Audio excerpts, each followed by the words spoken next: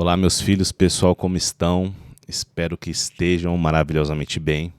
Bom, iniciaremos aqui mais um vídeo falando aqui desse restinho de Ilíada, né? O que faltou dizer, né? Desse texto, dessa epopeia maravilhosa.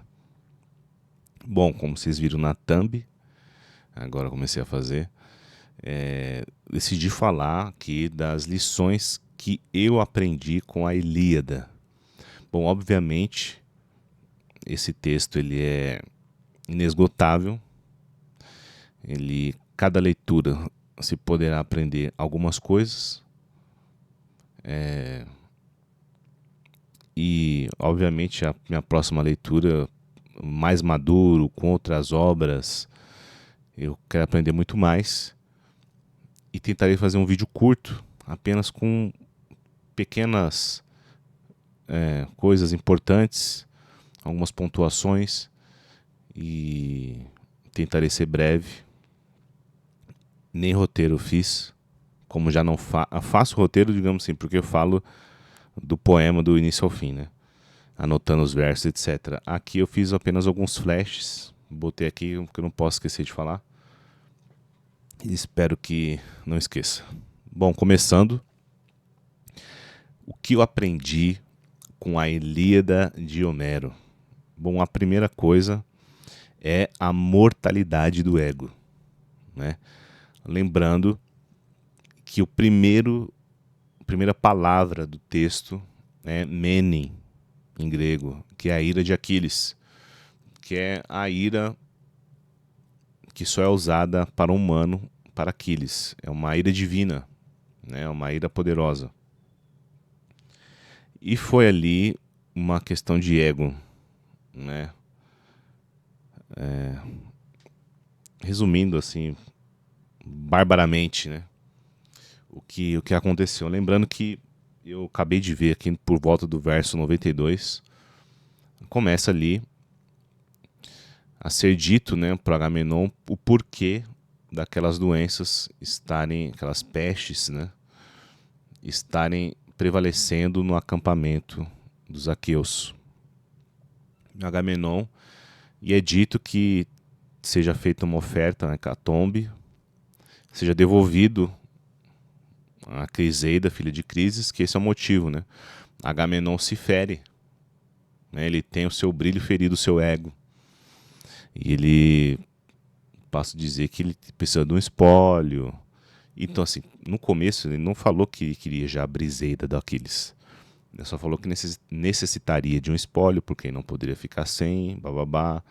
Fala da sua da excelência da sua seu novo prêmio, que é a mulher, a Criseida, filha de Crises, né? Não deixando nada a desejar a Clitemnestra. Aquiles responde que não, a gente vai fazer isso, mas vamos te dar 3 vezes mais quando os muros dos Troas cair, ou seja, quando Troia cair. Agamenon não se satisfaz com essa resposta, obviamente de Aquiles, né? Por parecer já haver uma rixa ali entre Aquiles e Agamenon, ou Agamenon. E ele fala que nem que ele vá pessoalmente, babá, pega. E aí começa o desfecho da história. Aquiles dá uma outra resposta, digamos assim, entre aspas, né, mal criada para Agamenon. E ele fala que vai lá e vai pegar a Briseida. Então tá bom, então eu vou pegar a Briseida.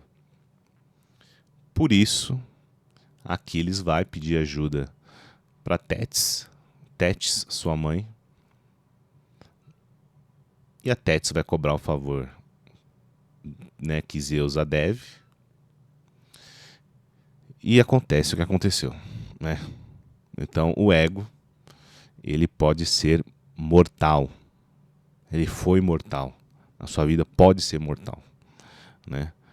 Nós devemos, não consigo dizer, devemos nos livrar do ego, não sei se é possível, mas minimizá-lo ali, tentar mortificá-lo ao máximo, né?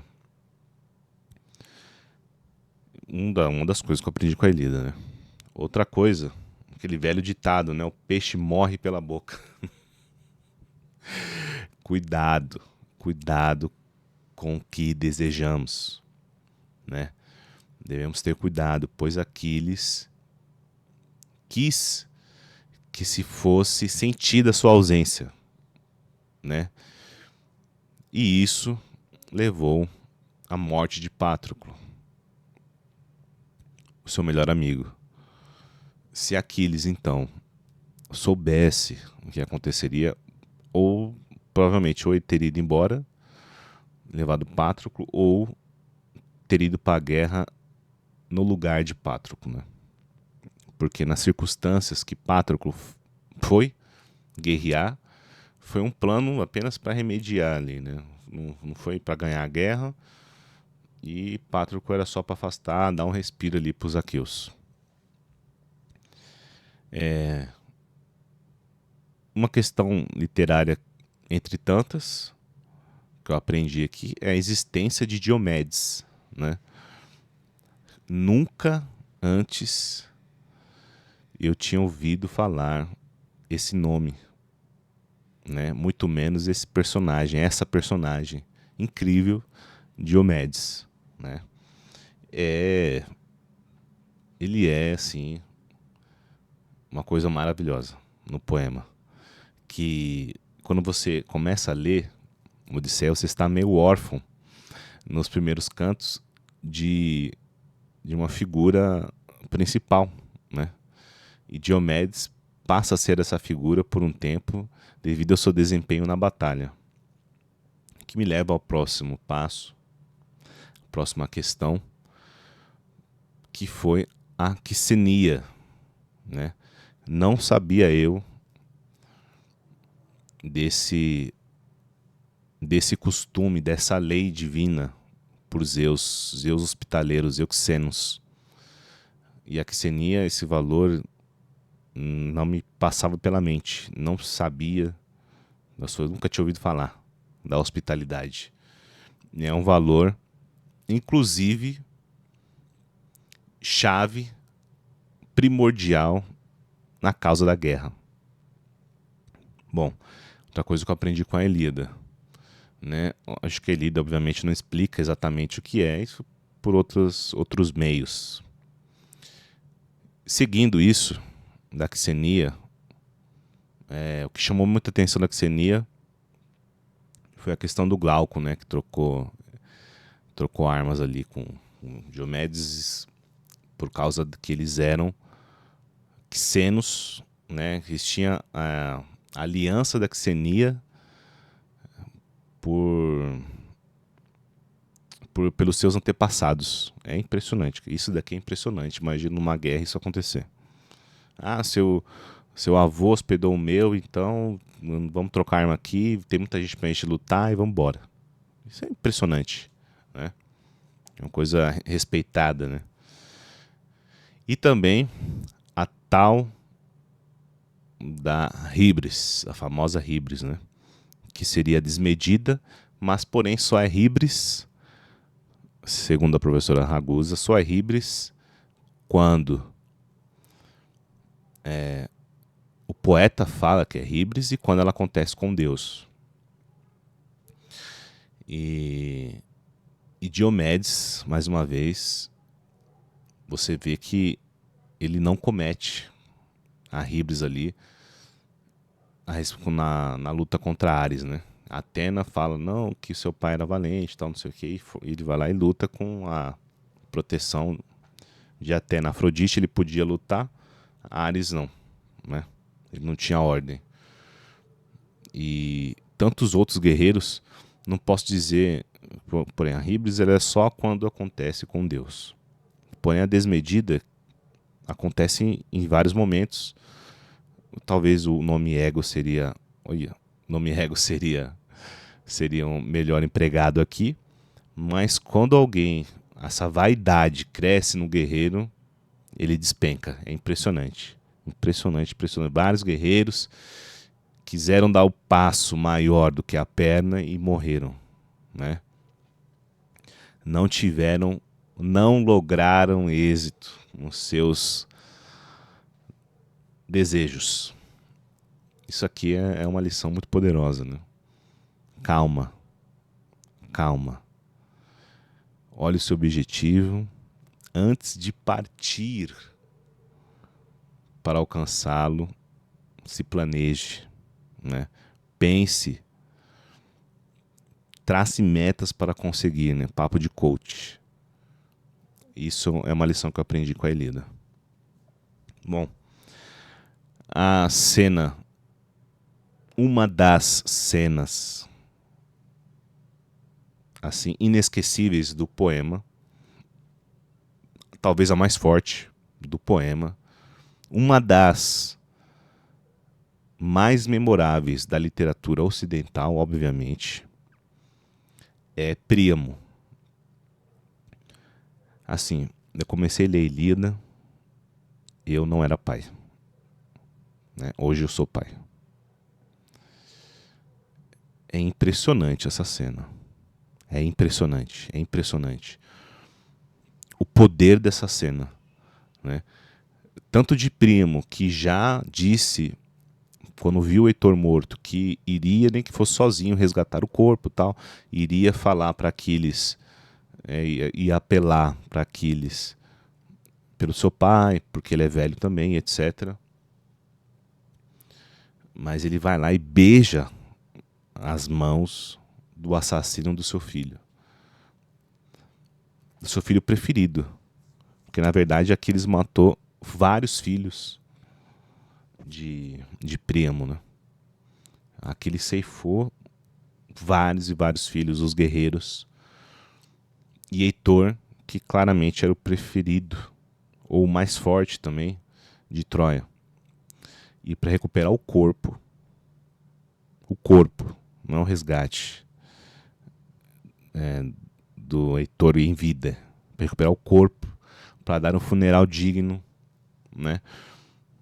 Olhando para esse lado físico exclusivamente, mas claro, tem toda a questão do Hades, a questão da tradição. Ele beijou as mãos de Aquiles. Beijo as mãos do assassino do meu filho. Isso é impressionante, isso acontecer, cara. É impressionante. É muito forte, assim. Realmente, concordo com a professora Vanessa Almeida, do Instagram Literatura Grega Todo Dia.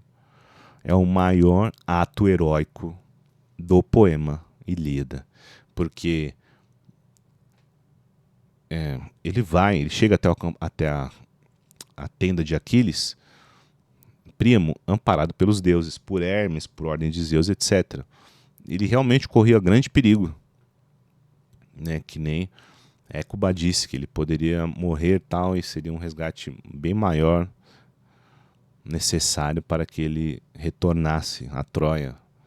E em vez de ela ter só um filho preso, o corpo, no caso, teria o corpo do marido.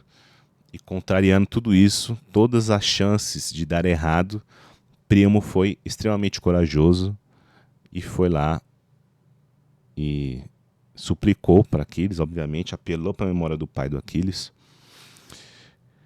beijou as mãos do Aquiles, recuperou o corpo do Aquiles e curou Aquiles da ira ainda. Ele ainda curou Aquiles da ira, né? Afastou o desejo de dor, o desejo de chorar de Aquiles quando ambos choraram, né? É impressionante aqui, Príamo, impressionante esse final aqui. Bom, tem vários. O que eu aprendi da Ilíada é. Nossa, tem tanta coisa. As lideranças, né? A diferença da liderança de Agamenon, né? Houve trechos que ele foi um bom líder, houve trechos que ele foi um péssimo líder, brincando ali, né? Com os guerreiros. Temos também o poder destrutivo da vaidade em Heitor, né? Porque Heitor está ali no começo, você tem uma simpatia muito grande por Heitor. Homero faz você ter essa simpatia muito grande por ele. E depois, quando ele começa ali a vencer as batalhas, sendo ali, obviamente, auxiliado por Zeus, A vaidade invade seu coração, né? E esse é um dos motivos que quando ele está retornando para Troia, ele não entra. Quando Aquiles já está possesso, né, matando tudo e a todos, ele não entra porque ele fala como que ele vai encarar o Polidamantes, que falou para eles recuarem em certo momento, e ele falou, não, vamos para cima. É a mesma coisa do ego, né? O ego do Aquiles matou diversos guerreiros aqueus, inclusive o seu melhor amigo. Trecho esse, situação essa, citada no banquete de Platão. E também temos a vaidade de Heitor, que fez a mesma coisa, matou diversos troianos. Essa vaidade dele de não recuar para a cidade. Inclusive causou a sua morte, né? É realmente impressionante esse poema. Acho que os maiores pontos morais dessa leitura, posso dizer que aqui estão no vídeo rápido. Lógico que caberia tranquilamente uma palestra, um mini curso sobre as lições da Ilíada. São diversas. A questão moral na Ilíada é muito forte. Realmente acredito eu, como estava num livro da professora Ragosa, que Homero quis recuperar a moral do guerreiro nesse livro, dando vários ensinamentos, etc, né? Platão não concorda, enfim. Homero quis fazer e alguns valores são perenes até hoje, né? Outros a sociedade já mudou muito e já não cabe mais, né? Do Cleos, o valor, para mim, que nem eu vou dizer aqui de novo, né? Recebi um puxão de orelha, posso muito bem estar errado, mas a questão do Aquiles no canto nono, reconhecer o valor da vida, e no canto 11º da Odisseia, aquela declaração dele que ele preferia estar vivo como sendo um escravo de um senhor, de um pobre, um senhor pobre com poucas terras, etc, do camponês, na verdade, do que vivo, do que morto como um lendário guerreiro. Para mim confirma, né? Apesar dos pesares do que eu ouvi, né? Não se deve comparar os dois poemas, que não sei o que, etc. Mas ali está,